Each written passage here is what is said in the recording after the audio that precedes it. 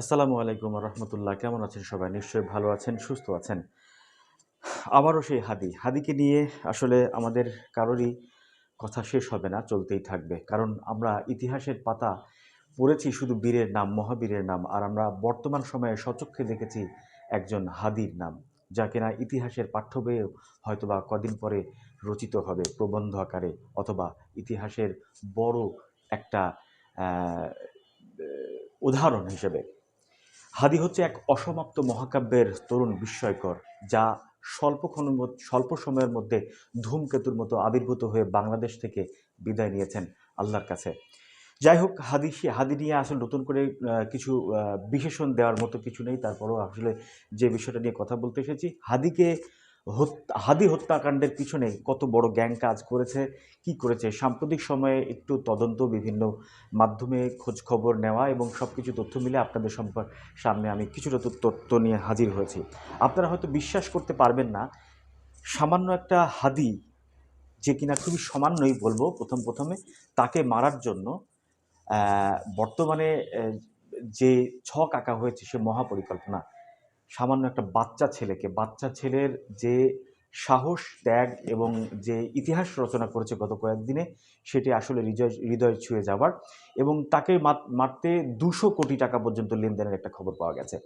সে বিষয়ে আমরা কিছু তথ্য আপনাদেরকে একটু জানানোর চেষ্টা করব। আসলে হাদিকে মারার পিছনে কারা কাজ করেছে, কি কাজ করেছে, আসলে সে বিষয়টা নিয়ে আমি আসলে যাচ্ছি না। যেমন এখানে সাবেক চেয়ারম্যান, কেরানীগঞ্জের চেয়ারম্যান শাহিন চেয়ারম্যানের নাম এখানে উঠে আসছে। হয়তোবা তার থাকতে পারে, সম্পৃক্ততা থাকতে পারে। এখানে ছাত্রলীগ নেতা আব্দুল হামিদের কথা আসতে পারে, তারাও পলাতক, তাদের সাথেও যোগসাজশ থাকতে পারে। তবে পুরো একটি হত্যাকাণ্ডের বিষয়ে সম্পূর্ণ যে একটা ব্যাপার উদ্ঘাটিত হয়েছে, যে কিলিং মিশন তৈরি করা হয়েছে, সেই মিশনটি পূরণ করতে হচ্ছে কী কী ব্যাপার এবং কিভাবে করা হয়েছে, তার ছোট্ট একটি ব্যাপার আমি আপনাদের কাছে তুলে ধরার চেষ্টা করব। হাদিকে মেরেছে মূলত ফয়সাল, যে শুটার ছিল, সে প্রত্যক্ষভাবে জড়িত ছিল ফয়সালের পুরো পরিবার এখানে জড়িত ছিল। এটি কোনো সাধারণ হামলা ছিল না, বরং মিশন সাকসেস করতে বিভিন্ন দায়িত্বে নিয়োজিত ছিল অন্তত 20 জনের একটি গ্রুপ। হত্যা চেষ্টা থেকে শুরু করে শুটারদের সীমান্তে পাড়ি দিতে বিভিন্ন পর্যায়ে কাজ করেছে, সেক্টর বাই সেক্টর। প্রত্যেকটা ধাপে ধাপে কাজ করা হয়েছে। কেউ অর্থের যোগান দিয়েছে, কেউ অস্ত্রের যোগান দিয়েছে, কেউ হাদিকে শুটিং করার জন্য, মারার জন্য কেউ নিজে থেকে নিজে সরাসরি সরাসরি অংশ নিয়েছে।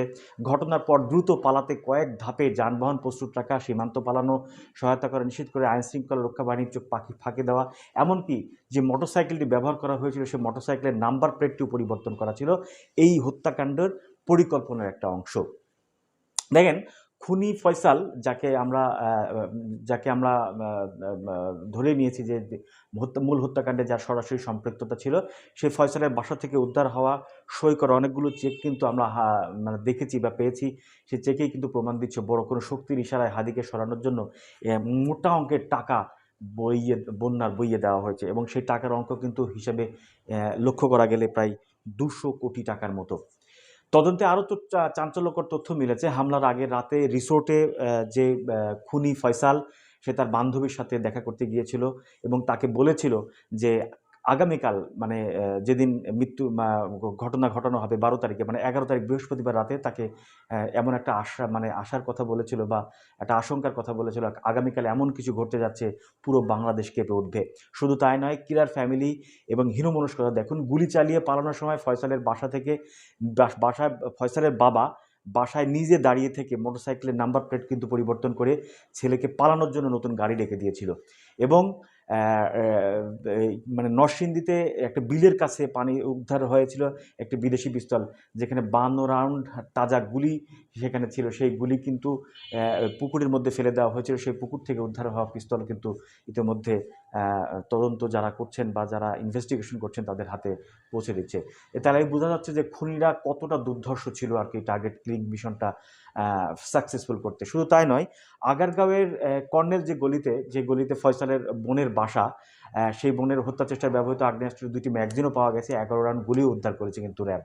আর র্যাব জানিয়েছে যে ম্যাগজিন উদ্ধারের কি বলে, যেখানে ম্যাগজিনও বোনের বাসা থেকে ফেলে দেওয়া হয়েছিল সেখান থেকে কিন্তু এই পুরো জিনিসগুলো কিন্তু মানে আরও মানে কিছু জিনিসপত্রগুলো উদ্ধার করা হয়েছে।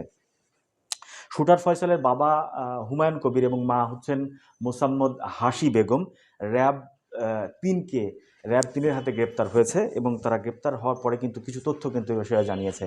ওসমান আদির উপরে হামলা এবং তাদের বিষয়টি আগে থেকে জানা, তার কথিত বান্ধবী মারিয়া এবং ঘটনার আগের রাতে তার সাভারের ফয়সাল এবং আলমগীর সাভারের গ্রিন জোন রিসোর্টে 204 নম্বর কক্ষে রাত্রি যাপন করেছিল। সেখানে ফয়সালের কথিত যে বান্ধবী মারিয়া তিনিও সাথে কিন্তু ছিলেন। ওই রাতে ফয়সাল তার বান্ধবীকে এই কথাও বলেছিলেন যে আগামীকালকে একটি ঘটনা ঘটবে, আমি ঘটাবো সেই ঘটনা, যেটি সারা বাংলাদেশ কিন্তু কাঁপবে। সুতরাং আপনারা বুঝতেই পারছেন যে হাদিকে হত্যার পিছনে আসলে কত বড় গ্যাং কাজ করেছে। আসলে একটা ঔপনিবেশিক ঘটনা যদি আমরা একটু পিছনের দিকে এগিয়ে যাই, ফিরে যাই, তাহলে দেখবেন যে ভারত বিরোধী, ভারতের আধিপত্যবাদের বিরুদ্ধে যারা কথা বলেছে তাদেরকে কিন্তু বাংলাদেশে তাদেরকে স্তব্ধ করে দেওয়া হয়েছে। আমি আসলে এই বিষয়টা যাব না। কবি নজরুলের একটি কবিতা কিন্তু আপনারা নিয়মিতই শুনছেন, যেটি হাদির মুখে। আমি ব্যক্তিগতভাবে মনে করি কবি নজরুলের এই কবিতাটি পূর্ণতা পেয়েছে হাদির মুখে যেদিন এই কবিতাটি উচ্চারণ হয়েছে। বছরের পর বছর, যুগের পর যুগ আমরা এই কবিতাটা বিভিন্ন মানুষের কণ্ঠে শুনেছি, বিভিন্ন মানুষের কণ্ঠে জেনেছি, শুনে শুনে আমরা মুখস্থ করে ফেলেছি। কিন্তু হাদি যেভাবে উপস্থাপন করেছে এই কবিতাটা, এই কবিতার পূর্ণতা পেয়েছে। কবি নজরুল মনে হয় এই কবিতাটি হাদির জন্যই লিখেছিলেন। আর সেই কারণেই হাদির সম্মান হয়েছে।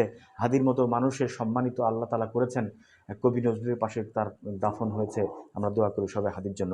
আরও একটি বিষয়, যে কবি নজরুলের কথা যখন উঠে আসে তখন ছোট্ট একটি ইনফরমেশন দিয়ে আমি আমার এই ভিডিওটা শেষ করব। সেটি হচ্ছে ব্রিটিশ ঔপনিবেশিক শাসনামলে আমরা কবি নজরুলকে দেখেছি। তিনি কিন্তু প্রায় ৭৪ বছর বেঁচে ছিলেন। ৭০+ তিনি বয়সে বেঁচে ছিলেন, কিন্তু অর্ধেকটা বয়স ছিলেন তিনি পাগল। তিনি নির্বাক, কথা বলতে পারতেন না। তাকে মাত্র 40+ বা 42 বছর বয়সে, এমন একটা বয়সে কিন্তু তাকে বোবা হয়ে যেতে হয়েছিল, নির্বাক হয়ে যেতে হয়েছিল, তার মস্তিষ্ককে বিকৃত করে রাখা হয়েছিল। আসলে এই বিষয়টা কিন্তু আপনারা জানেন।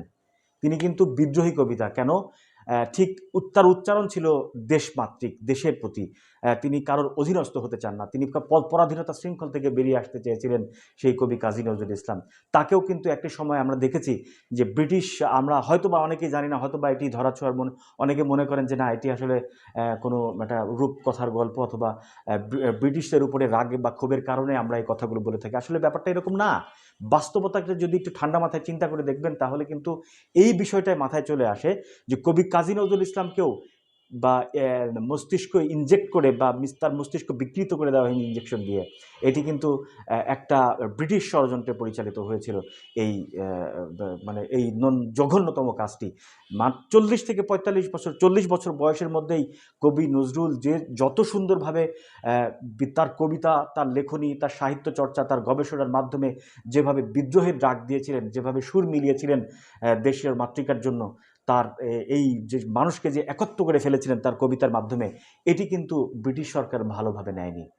সুতরাং স্পষ্টভাবে বোঝাই যায় তাকেও এইভাবেই, একইভাবেই প্রাণ দিতে হয়েছে নির্বাক করে। মাত্র অর্ধেক বছর বয়সে, 40+ বছর বয়সেই তাকে এরকমভাবে অসুস্থ করে ফেলে রাখা হয়েছিল। হয়তোবা তাকে মেরে ফেলা হয় নাই, তাকে এভাবেই কিন্তু যদি তিনি সুস্থ সবলভাবে 70টি বছর বেঁচে থাকতেন, তো হয়তোবা আমাদের ইতিহাসটা আজকে অন্যরকমভাবে লেখা হতো। হয়তোবা আমাদের ইতিহাসটা আমরা অন্যরকমভাবে জানতে পারতাম। সুতরাং আপনারা একটু সমীকরণটা মেলাবেন আমার কথার সাথে, আপনাদের বক্তব্যের আমাদের যে হিসাবটা, কবি নজরুল থেকে শুরু করে বর্তমানের আমাদের শরীফ ওসমান গনি ওরফে হাদি। সবাই ভালো থাকবেন, সুস্থ থাকবেন। নতুন ভিডিও নিয়ে আবার আসবো, হয়তো হাদিকে নিয়েই। সে পর্যন্ত সবাই সুস্থ থাকবেন, ভালো থাকবেন। আসসালামু আলাইকুম।